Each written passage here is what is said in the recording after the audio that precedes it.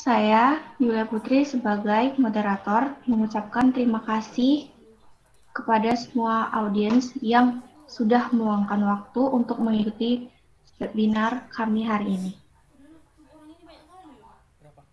Uh, Sebelum memasukin ke acara utama, saya akan membacakan susunan acara webinar hari ini. Yaitu sesi pertama ada penyampaian materi oleh dua rekan saya. Sesi kedua ada tanya jawab. Sesi ketiga itu pembacaan kesimpulan. Sesi keempat ada dokumentasi.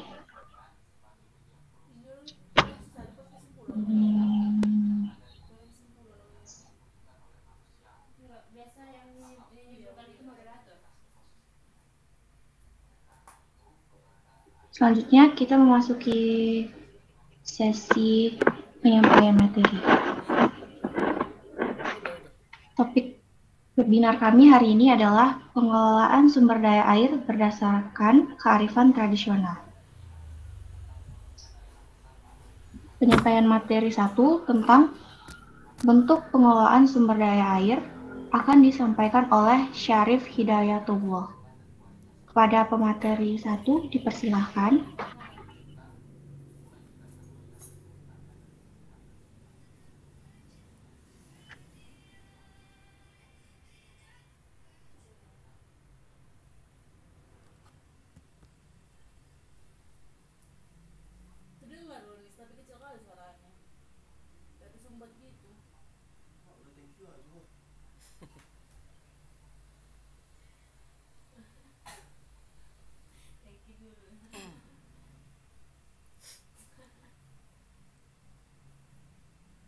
Udah nih langsung baca.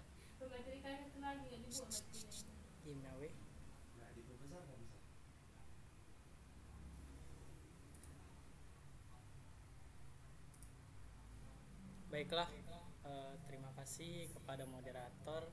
Di sini saya akan menyampaikan materi yang pertama, yaitu bentuk pengolahan sumber daya air.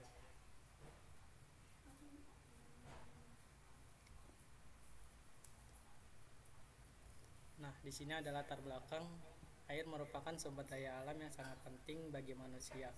Pemanfaatan air sumber daya bagi beberapa kepentingan yang berbeda menimbulkan konflik, misalnya perebutan air untuk irigasi, peternakan, perikanan, pembangkitan listrik, transportasi, industri, dan sebagai tempat rekreasi.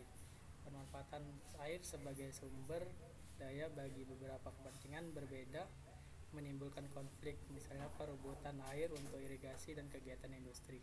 Di sisi lain, pembangunan yang dilakukan di wilayah-wilayah tempat penyimpanan air menyebabkan ekosistem terganggu dan mengancam ketersediaan air di wilayah tersebut. Maka dari itu, agar kondisi ini tidak semakin parah, perlu dilaksanakan sumber daya air secara berkelanjutan.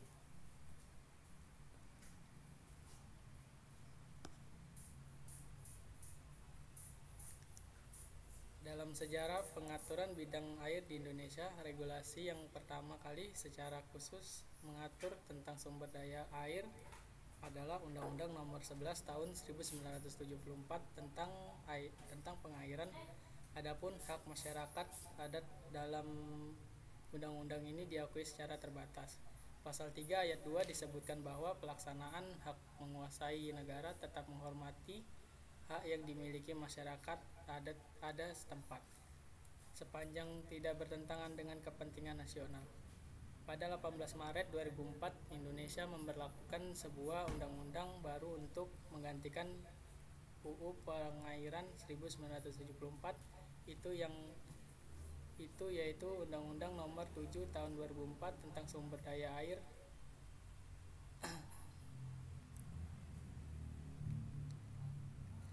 Nah, di sini kita masuk pembahasan, yaitu ada pasal 18B ayat 2 Undang-Undang Negara Republik Indonesia tahun 1945 menyatakan bahwa negara mengakui dan menghormati kesatuan-kesatuan masyarakat, hukum adat beserta hak-hak tradisionalnya. sepanjang masa hidup dan sesuai dengan perkembangan masyarakat dan prinsip negara kesatuan Republik Indonesia yang diatur dalam undang-undang. Yang kedua, ada pasal 28I ayat 3 Undang-Undang Negara Republik Indonesia tahun 1945 menyatakan bahwa identitas budaya dan hak masyarakat tradisional dihormati selaras dengan perkembangan zaman dan peradaban. Nah, di sini ada bentuk pengolahan sumber daya air oleh masyarakat adat agraris. Satu yaitu pengolahan sumber daya air oleh masyarakat Kasepuhan Cipta Gelar. Yang kedua, ada pengolahan sumber daya air dalam sistem Subak Bali.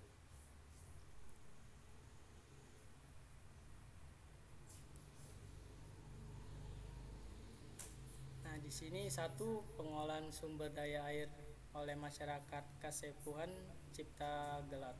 Sebagai kelompok masyarakat adat yang berbasis budaya padi, Kasepuhan Cipta Gelar memiliki beberapa keunikan tertentu dibandingkan dengan kelompok adat lain di sekitarnya, yaitu satu, menggunakan pola pertanian akulturatif antara human dan sawah. Dua, menerima modernitas walaupun terbatas pada kehidupan di luar kepribadian. Tiga, memiliki tradisi ngalalkon dalam budaya bermukiman, yaitu tradisi memindahkan kesepuhan.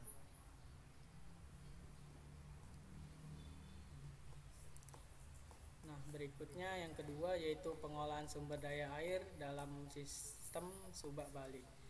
Dalam pasal 4 Perda Provinsi Bali nomor 2 tahun 1972 tentang irigasi daerah Provinsi Bali, Subak didefinisikan sebagai masyarakat hukum adat Bali yang bersifat sosio-agraris religius yang secara historis didirikan sejak dahulu kala dan berkembang terus sebagai organisasi pengusaha tanah dalam bidang pengaturan air dan lain-lainnya untuk persawahan dari sumber air di dalam suatu daerah. Terima kasih. Ini adalah pemateri pertama. Berikutnya saya kembalikan kepada moderator.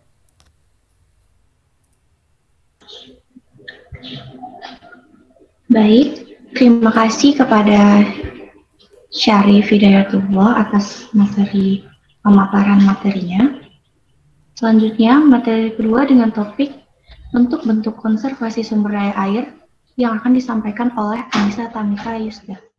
Kepada Anissa dipersilahkan.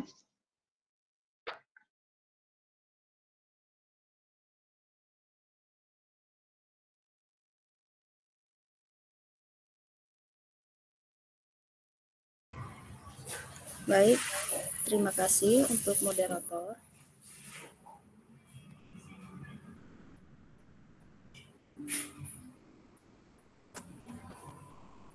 Di sini saya akan memberikan materi yang berjudul bentuk-bentuk konversi sumber daya air berdasarkan kearifan tradisional.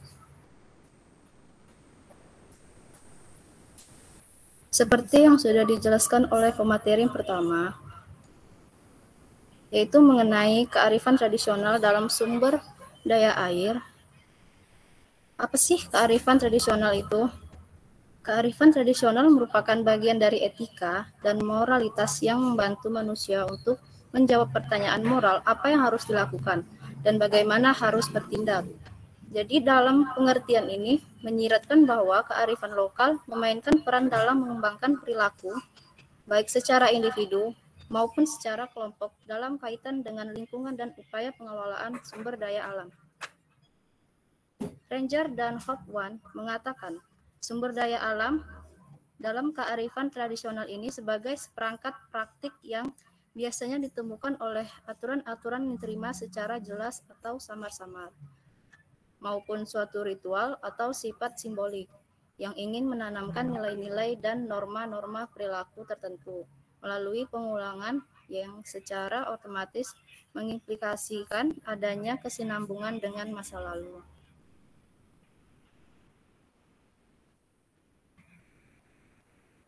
Adapun 3 ciri-ciri waktu dari kearifan tersebut. Yang pertama, masa lalu, masa sekarang, masa yang akan datang. Dari pengertian tersebut bahwa kearifan lokal memiliki 3 ciri bermatra 3 waktu, sehingga dimungkinkan ada upaya sambung menyambung dan sering kehidupan manusia dalam setting dan konteks yang berubah-ubah sesuai zamannya.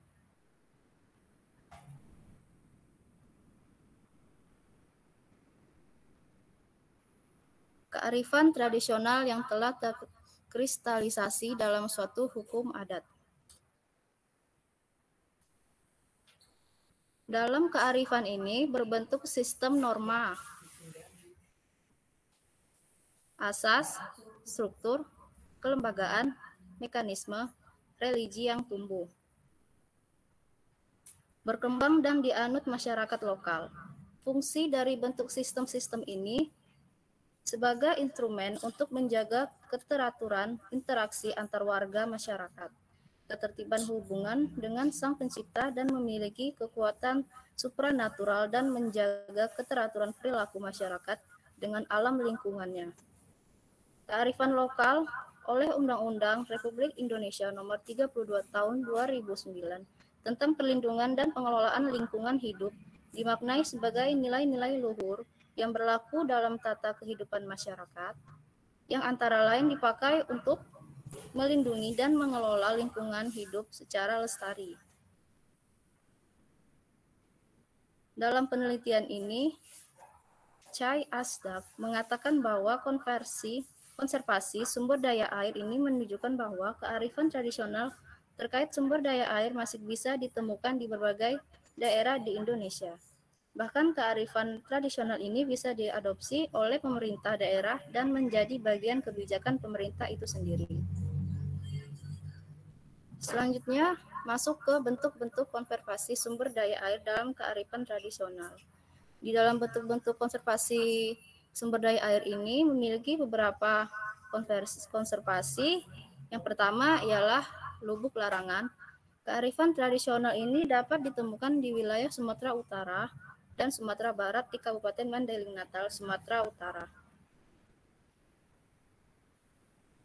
Di dalam lubuk larangan ini, kesepakatan lokal antar masyarakat dan pemuka masyarakat untuk menjaga kelestarian dan kebersihan air sungai dengan cara pelarangan mengambil ikan di luar waktu yang telah ditentukan dan disepakati bersama.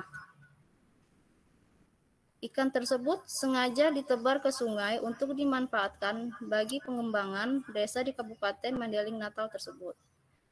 Pemanen ikan secara kolektif diatur waktunya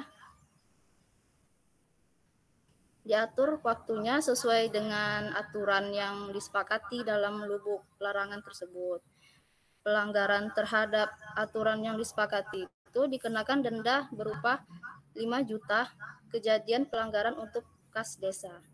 Keberadaan aturan lokal lubuk larang ini mendukung upaya konservasi sumber daya air karena melalui aturan tersebut, masyarakat setempat sepakat untuk menjaga keutuhan ekosistem sungai dan daerah tangkapan airnya. Bentuk yang kedua ialah bernama Ilengi dari Provinsi Gorontalo. Ilengi ini merupakan kearifan lokal praktek pemanfaatan lahan dengan mempertimbangkan pemanfaatan dan perlindungan keragaman hayati. Ilengi merupakan hamparan kebun campuran, dikelola turun-menurun sehingga membentuk struktur vegetasi yang menyerupai hutan. Alam ini sangat relevan dengan kebijakan konservasi sumber daya air. Karena sistem tanam ini menciptakan stratifikasi, tajuk tanaman bertingkat sehingga efektif dalam pengendalian laju erosi. Dengan adanya tajuk yang bertingkat, kecepatan dan besarnya butiran air hujan dapat direduksi sehingga ketika air hujan tersebut sampai ke permukaan tanah, energi kinetik yang dihasilkan sangat kecil. Namun demikian, perkembangan sistem Ilengi terhambat.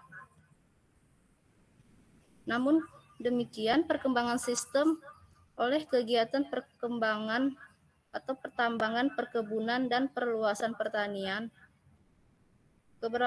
Keberlanjutan Ilengi ini penting terutama mempertimbangkan sebagai wilayah hulu das di Provinsi Gorontalo memiliki karakteristik curah hujan tinggi, kemiringan lereng besar, dan stabilitas tanah sedang rendah.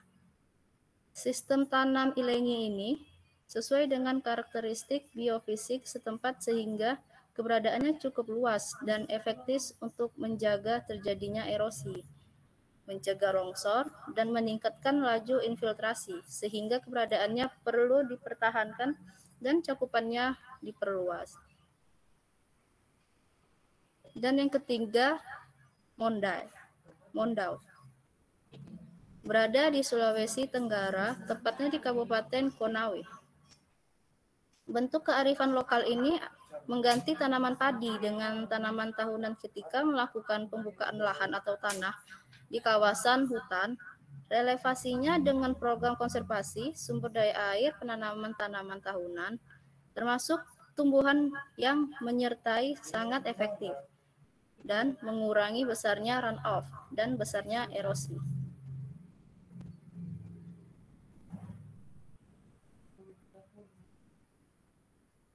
Yang keempat adalah kain dea.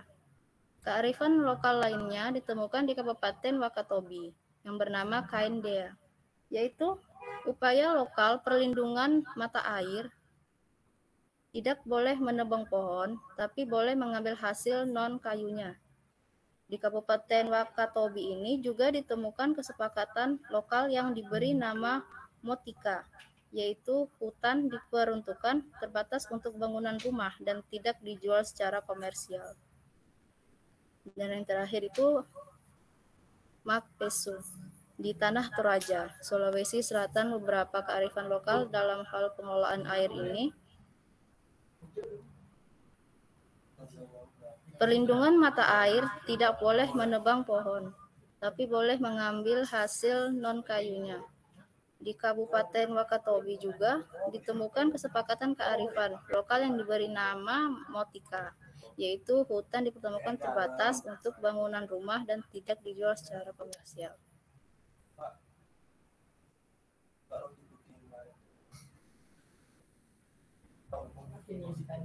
Selanjutnya ialah pembelajaran dari praktek-praktek pengelolaan sumber daya air yang dilakukan oleh masyarakat adat.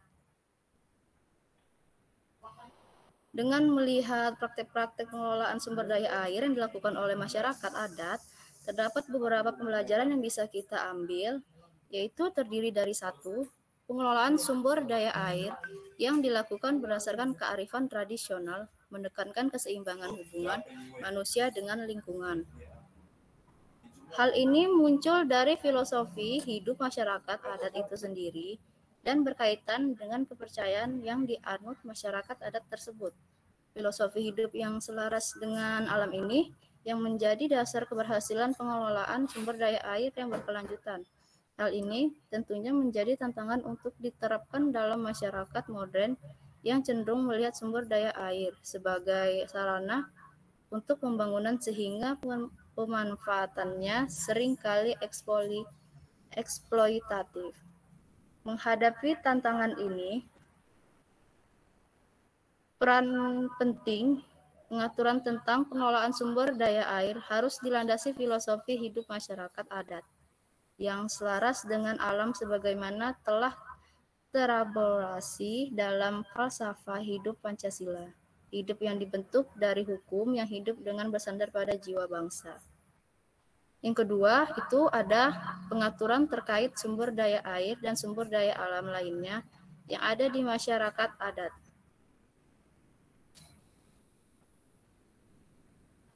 Arti dari pengaturan terkait ini merupakan turunan dari filosofis hidup yang ada juga kesepakatan yang dibuat bersama, sebagaimana terlihat dalam pembuatan awik-awik atau lubuk larangan.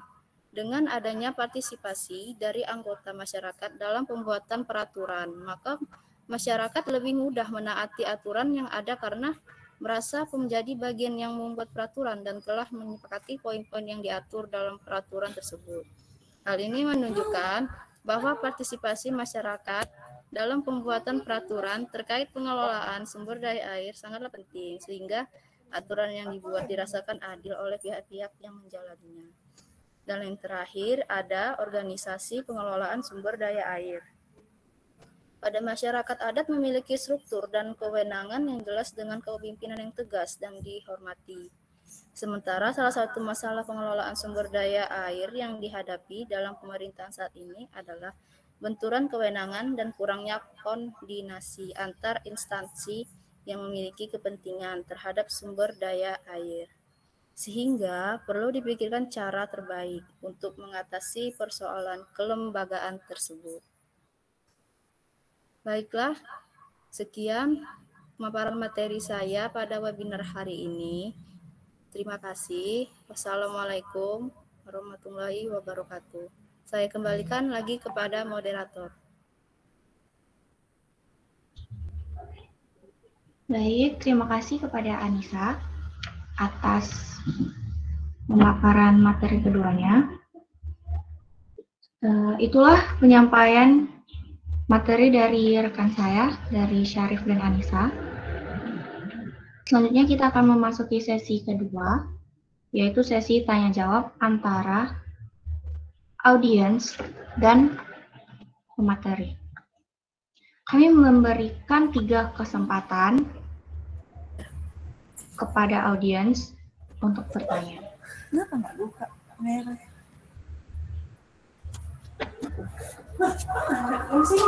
Sama sekali.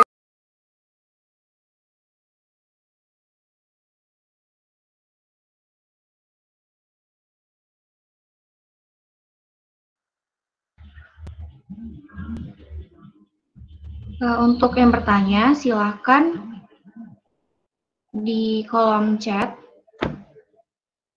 Jika sudah saya persilahkan, mohon sertai identitasnya terlebih dahulu. Kepada audiens, dipersilahkan untuk bertanya.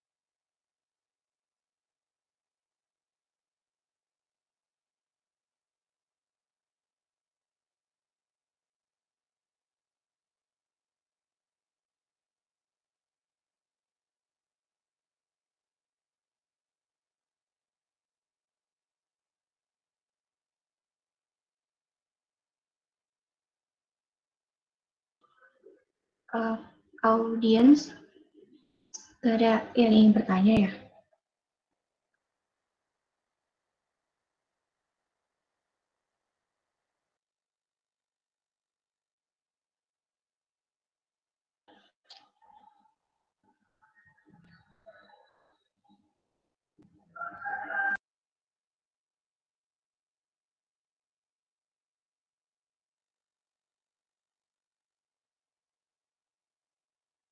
Jika tidak ada yang ingin bertanya,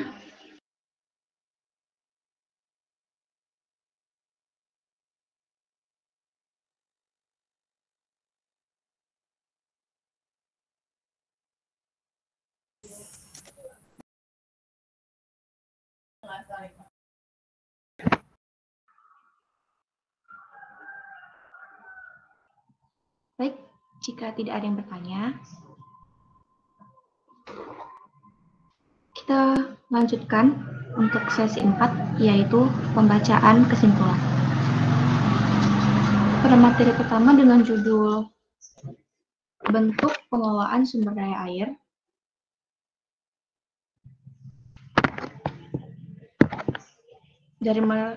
kesimpulan dari materi tersebut adalah Indonesia sebagai negara yang menganut pluralisme hukum mengakui kearifan tradisional sebagai bagian dari hukum Indonesia. Pengelolaan sumber daya air yang dilakukan berdasarkan kearifan tradisional dilandaskan pada falsafah hidup yang selaras, serasi, dan seimbang dengan alam. Oleh karena itu, praktik pengelolaan sumber daya air berdasarkan kearifan tradisional sesuai dengan prinsip pengelolaan sumber daya air yang berkelanjutan. Peraturan perundang-undangan yang dibuat berdasarkan kearifan tradisional lebih mudah diterima oleh masyarakat karena sejalan dengan nilai-nilai kehidupan yang dijalankan sehari-hari. Dan pada akhirnya, peraturan tersebut berjalan lebih efektif karena sesuai dengan kebutuhan dan rasa keadilan masyarakat. Pada materi kedua dengan judul bentuk-bentuk konservasi sumber daya air, kesimpulan pada materi tersebut adalah pengelolaan sumber daya air berdasarkan kearifan tradisional sesuai dengan prinsip pengelolaan sumber daya air yang berkelanjutan. Lebih lanjut, beberapa praktik kearifan tradisional ini dapat diadopsi ke dalam peraturan perundang-undangan dan diintegrasikan dalam kebijakan pemerintah sebagai hasil penelitian di atas. Peraturan perundang-undangan yang dibuat berdasarkan kearifan tradisional lebih mudah diterima oleh masyarakat karena sejalan dengan kehidupan mereka. Dan pada akhirnya peraturan tersebut berjalan lebih efektif karena sesuai dengan kebutuhan dan rasa keadilan masyarakat.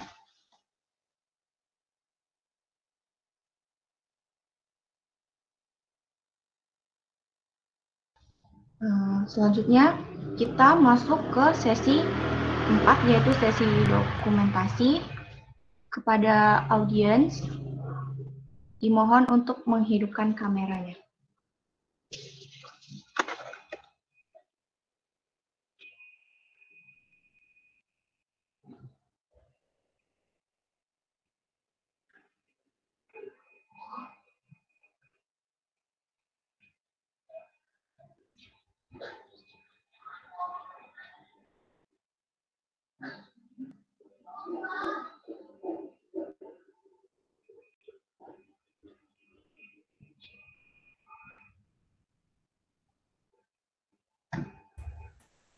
Baik, akan saya screen. Semua teman-teman bisa diaktifkan kameranya. 1, 2, 3. 1,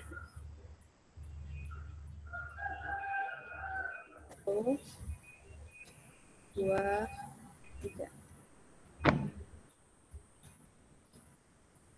Baik, terima kasih.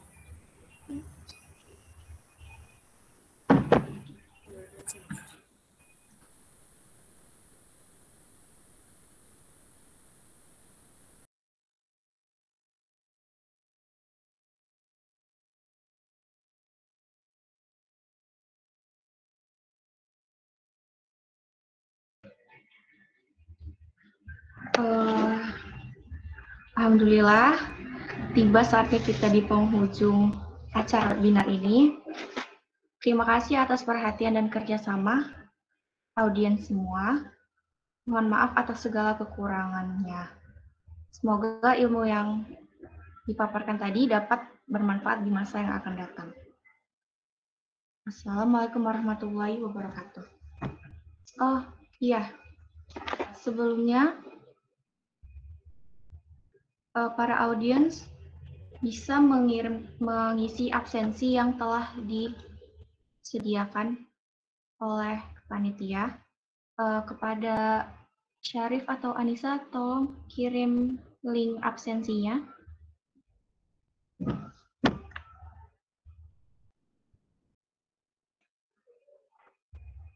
kirim ke kolom chat ini aja ya.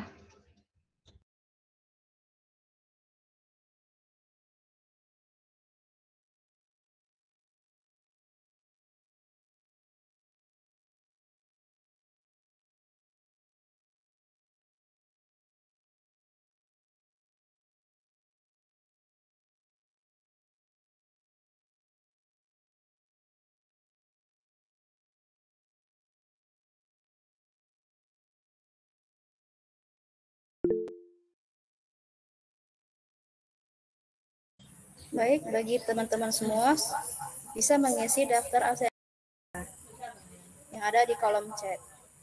Terima kasih.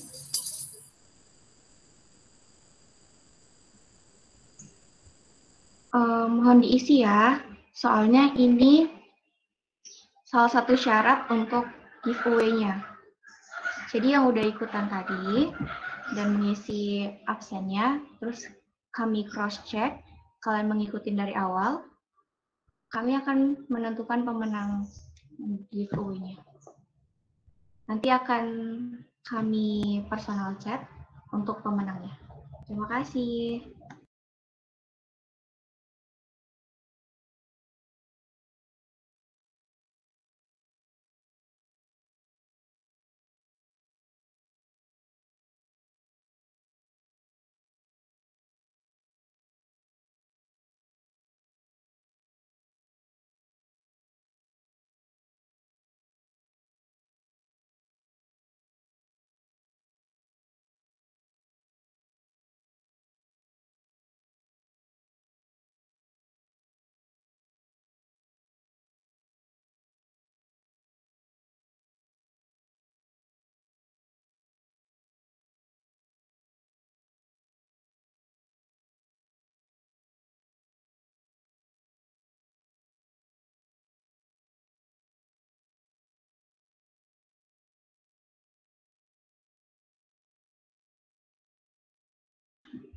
Bagi yang sudah mengisi absensi, diperbolehkan untuk meninggalkan ruangan meeting.